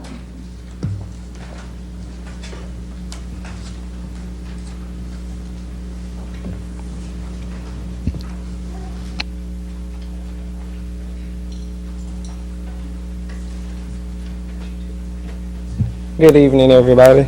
My name is Derek Walker, and I am the head coach and founder of Quick Feet Elite. Quick Feet Elite is a youth track club here in Columbus, Georgia. I've been doing it now for about 5 years, and I just wanted to inform you guys about my program. I have a few kids that are actually nationally ranked. I have some that competed in the district for Montgomery, Alabama, and I have some that are district champs, runner-up and third place runners. I started at the age of 4. I coach all the way up to the age of 18. My 6 and under boys competed this spring season. They have been undefeated. Nobody's ever beaten them so far. So I'm just informing you guys about us. We're doing fundraisers as well for funding, for equipment, uniforms, and other things. My program really teaches the kids morals that they can use in their everyday life about applying themselves through the sport and taking that same drive, motivation, determination, and applying it in their schoolwork to become student athletes. We practice at Lake Bottom from 5 to about 7:45. My 4 to 6-year-olds will practice from 5 to 6:15. 7 to 18 will practice from 6:15 to 7:45. And that'll be all. Thank you. Thank you very much.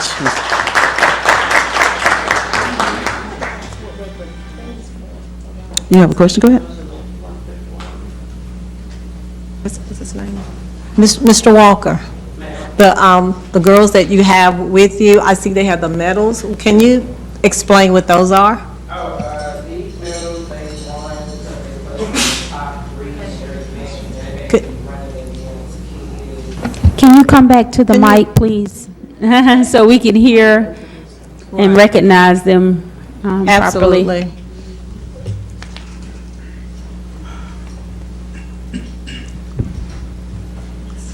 All right, the medals that they're wearing on their necks, they've earned. We compete in a lot of different track meets from Florida, Alabama, Atlanta. So these medals represent them placing in the top 3, and they may be running against 30, 40, 50 kids. And out of those 30, 40, 50 kids, they're actually placing first, second, and third.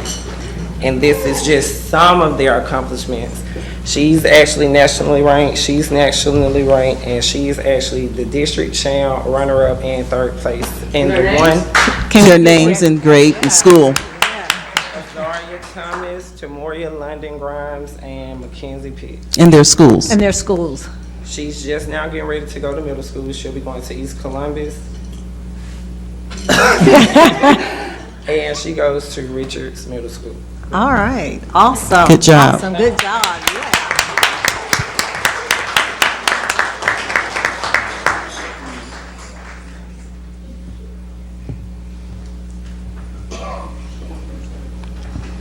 All right, moving into our action agenda, 5.01.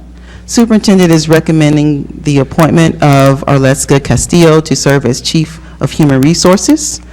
Ms. Castillo comes from Muskogee County from Newark, New Jersey. She served as progressive human resource roles over the past 13 years. Her career include HR coordinator, solutions specialist, generalist, and manager. Her current role is that of a human resource director at Rutgers University in Newark. There's a motion by Ms. Williams, second by Ms. Jackson. Are there any questions? Then we are ready to vote.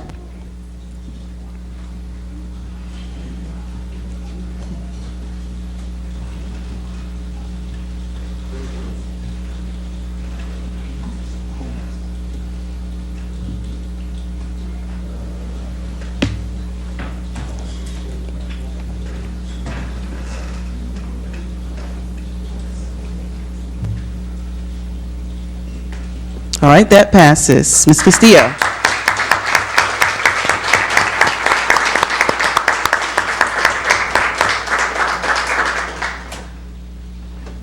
Good evening, everyone. I am so excited to be here. I want to thank everyone for this opportunity. This is going to be an amazing transition for myself. I will be relocating here with my mother, and I can't wait to work with all of you and collaborate on many of your initiatives, and also keep the wonderful work that Ms. Teston has laid out and move it forward as well. So thank you so much for this amazing opportunity. Thank you.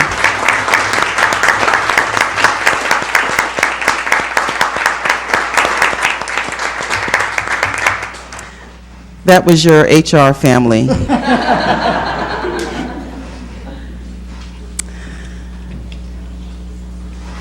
Congratulations again. You said you were going to bring your mother back with you. No one is here with you tonight. Okay, thank you. Except your HR family. 5.02, Superintendent is recommending the appointment of Ms. Elizabeth Lester to serve as Assistant Principal to Blanchard. Move to approve. There's a motion by Dr. Edmondson, second by Ms. Chambers. Are there any questions? All right, we're prepared to Madam vote. Chair, Representative Jackson asked that I vote for her in the affirmative. I want to make sure that that's on the record. Thank you.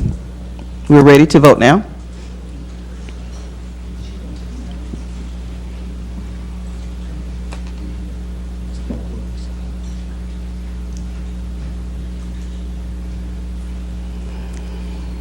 All right, that passes. Congratulations, Ms. Lester.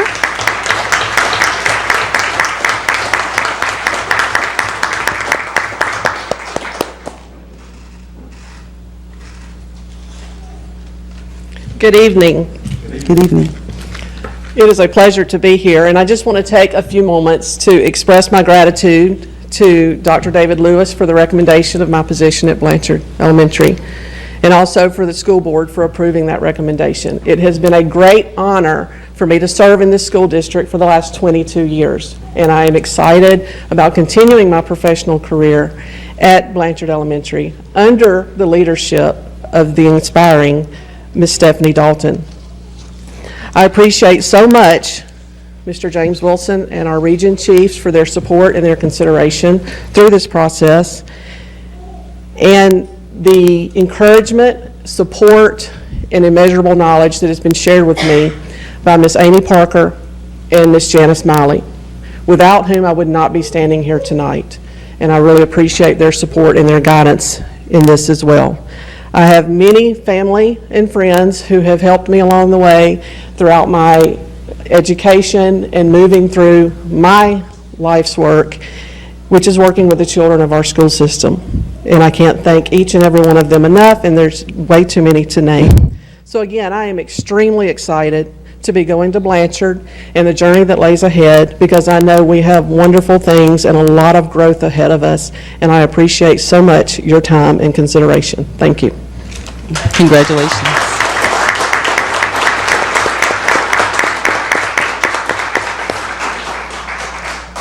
Ms. Lester, did you have any immediate family here with you?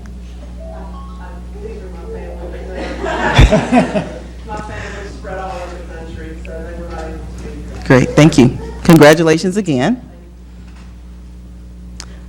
Item number 5.03, Superintendent is recommending the appointment of Ms. Candace Lockhart to serve as the Assistant Principal at Reese Road Leadership Academy. Move to approve. Motion by Ms. Chambers, second by Ms. Buckner. Are there any questions? And we're ready to vote.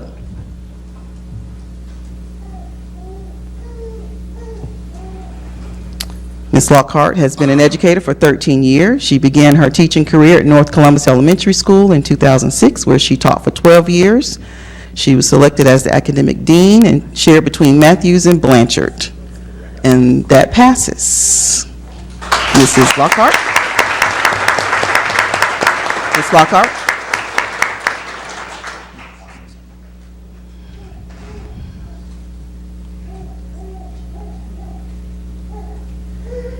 Good evening. Good evening. First, I'd like to thank Dr. Lewis for recommending me for the position as Assistant Principal at Reese Road Elementary.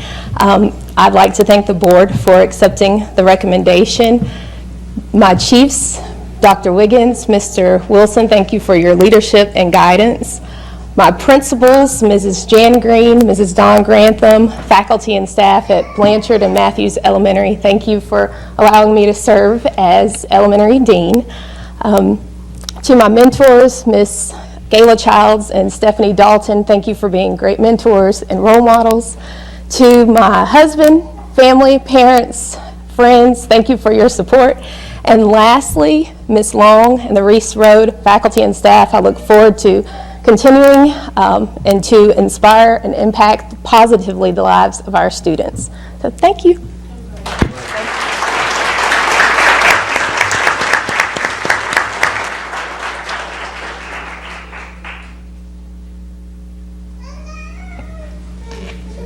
That's not, it hasn't, Karen, this one hasn't been on the board for 30 days, has it?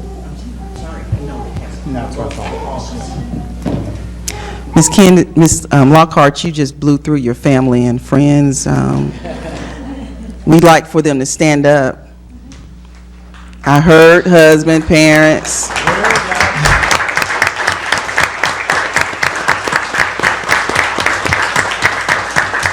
Again, congratulations. Ms. Green, just one tidbit. I'd like to say that Ms. Lockhart is a pretty good body pump teacher. I'm in her class.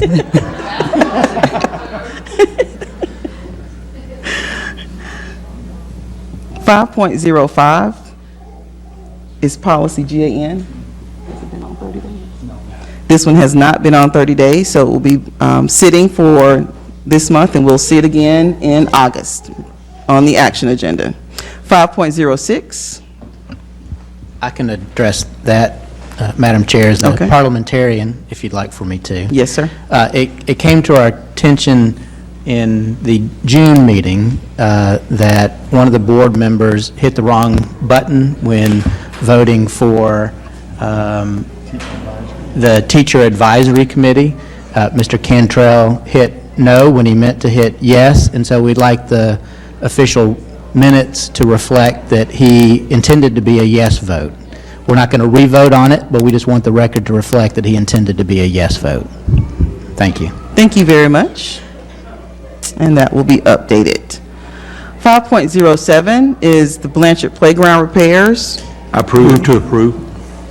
Motion by Mr. Cantrell, second by Dr. Edmondson. Are there any questions? I drove out there this week and took a look.